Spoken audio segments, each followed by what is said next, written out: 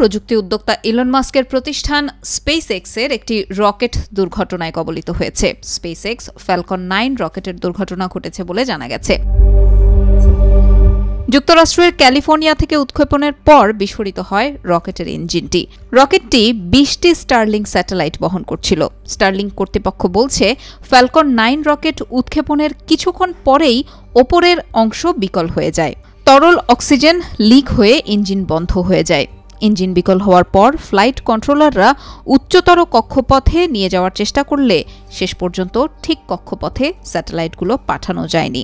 রকেটটি বিস্ফোরণের সময় ত্রুটির কারণে ইন্টারনেট স্যাটেলাইট ভুল কক্ষপথে ছেড়ে আসে। ভিন্ন কক্ষপথে রেখে আসার কারণে স্যাটেলাইটগুলো পৃথিবীর বায়ুমণ্ডলের মধ্যে পড়ে যায়। তখন এসব স্যাটেলাইট পুড়ে ধ্বংস হয়ে গেছে বলে জানিয়েছে স্পেসএক্স। প্রায় এক দশকের মধ্যে স্পেসএক্সের কোনো রকেট প্রথমবারের মতো দুর্ঘটনায় পড়ে ভুল বা ব্যর্থতার মুখ দেখল।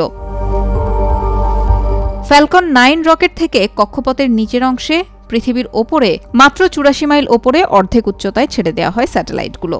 এক্সের এক পোস্টে স্পেসএক্স এসব তথ্য জানিয়েছে। স্টারলিংক সারা বিশ্বে ইন্টারনেট সেবা প্রদান করছে।